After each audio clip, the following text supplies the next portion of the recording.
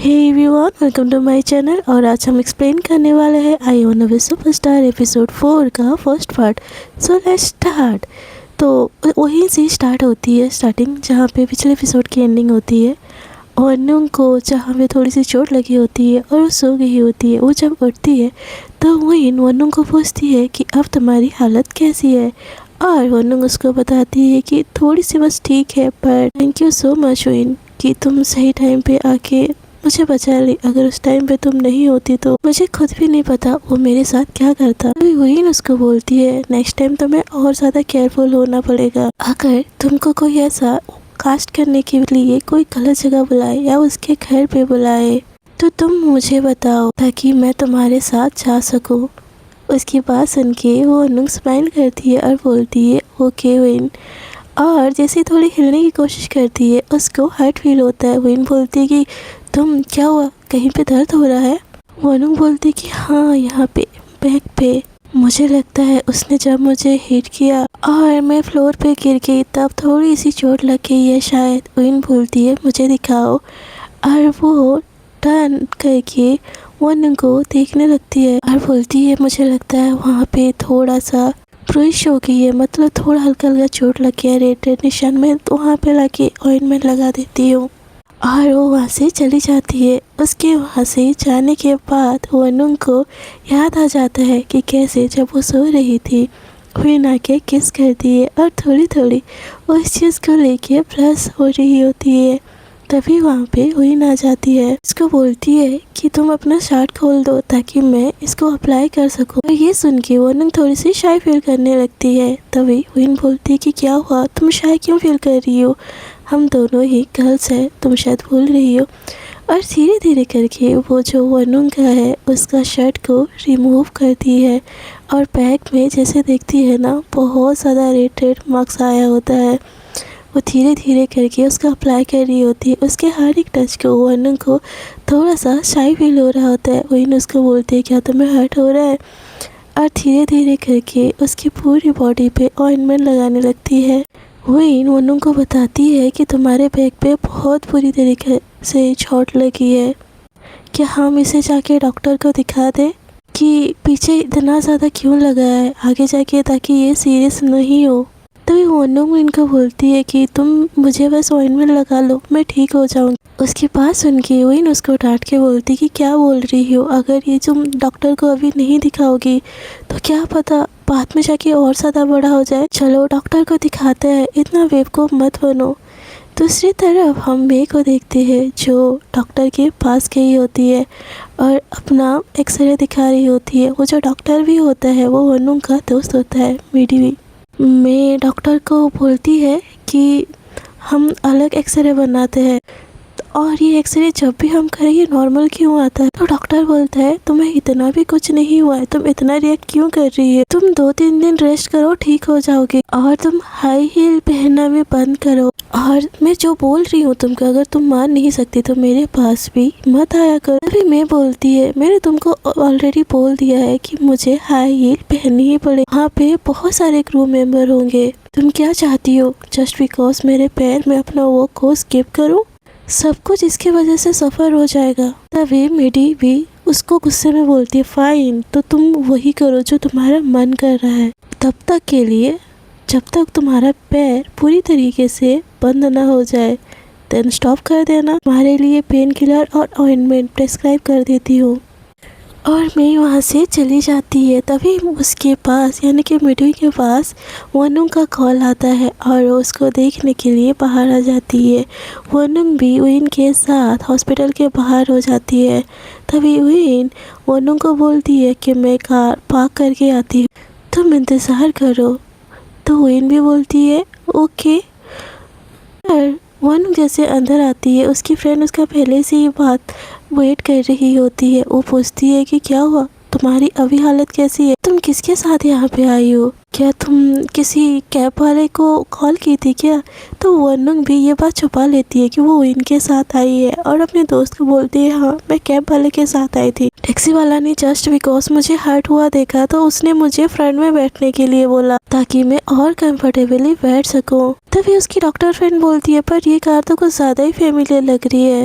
ये बिल्कुल वैसी ही है ना जो तुम्हारे मॉम की फ्रेंड का जो रिश्तेदार आया था तुम्हारे घर के बाहर जो कार था वैसा ही। तभी वनु भी बहाना बना देती कि हाँ चलो अब हम चलते हैं। मिडी भी बोलती है ओके। दूसरी तरफ जो मैं कार के पास जा रही होती है विन वहाँ पे उससे टकरा जाती है। मैं विन से पूछती है तुम यहाँ पे क्या कर रही हो? क्या तुम्हें कुछ हुआ है? विन बोलती है नहीं।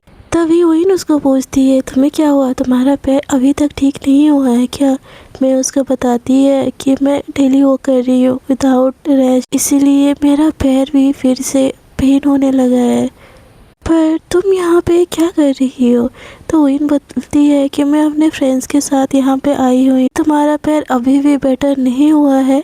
दूसरी तरफ हम वनु को देखते हैं जो उसकी फ्रेंड उसका एक्सरे वगैरह करवाने के लिए नर्स को उसके पास भेजती होती है। वनु एकदम घबरा जाती है और बोलती है ये जस्ट स्मॉल इंजरी हुई है, तुम ये सब क्यों कर रही हो? क्या तुमको सच में लगता है मुझे एडमिट होने की ज़रूरत है? उसकी फ्रेंड वहाँ पे आ जाती है और बोलती है कि ऐसे कैसे नहीं, तुमको इतना चोट लगा है, तुमको एडमिट नहीं होना है। तुमको क्या पता ये इंटरनल ब्लीडिंग भी हो सकती है, तुम्हारा हेयरलाइन भी फ्रैक्चर हो सकता है, इसलिए हम एक्सरे करनी चाहिए।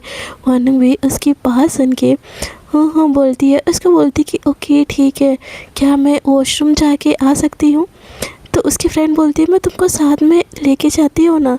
तो वनु बोलती कि नहीं मैं थोड़ी ना डिसेबल हुई हूँ, मैं अपने अकेले से जा सकती हूँ। और चुपके से ना वो फ़ोन लेके वहाँ से चली जाती है और विन को कॉल करती है।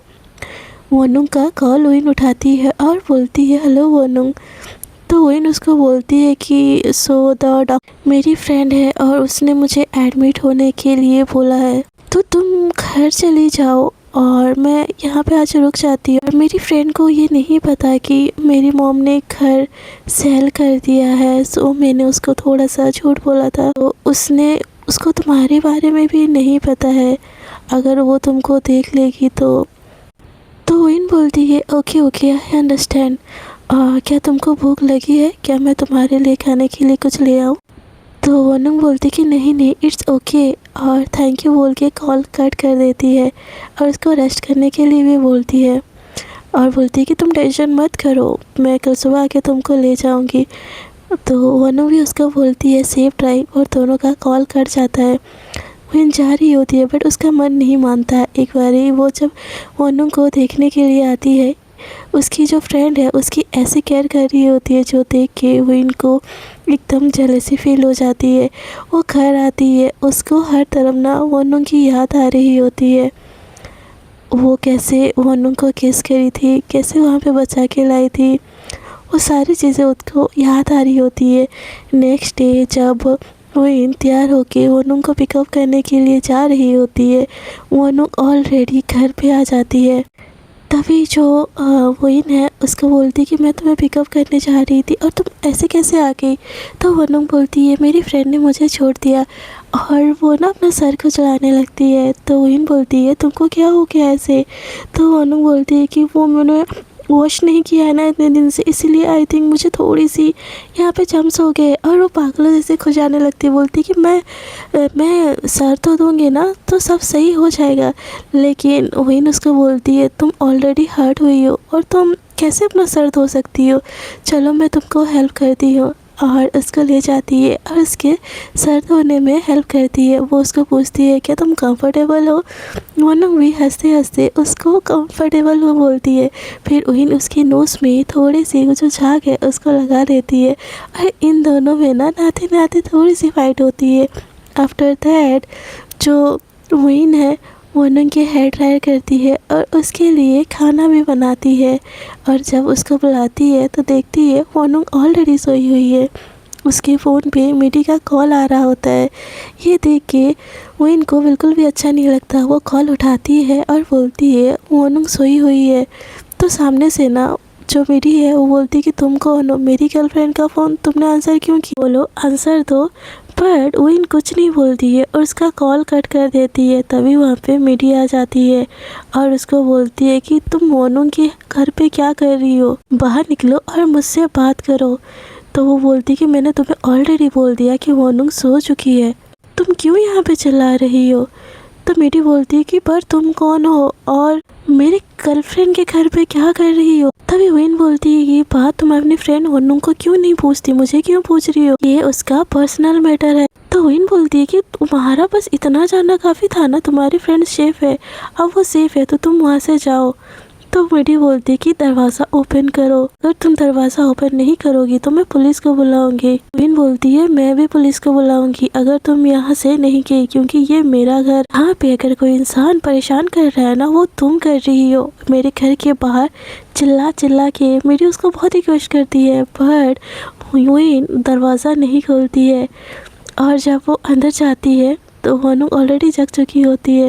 वो बोलती कि मिडी ने तुमको क्या बोला, वो मेरी गर्लफ्रेंड नहीं है, तुम प्लीज़ मिसअंडरस्टैंडिंग मत करो, मैं उसको कॉल करूँगी और सब चीज़ क्लियर करो। ऐसे क्यों बोलती रहती है और ये मेरे रेपुटेशन को ख़राब कर रही है, please don't misunderstand win please. Win उसको ना हंसते हंसते बोल रही होती है, मतलब अपनी हंसी छुपा रही होती है और बोल रही होती है कि मैं क्यों मिसअंडरस्टैंड करूँ।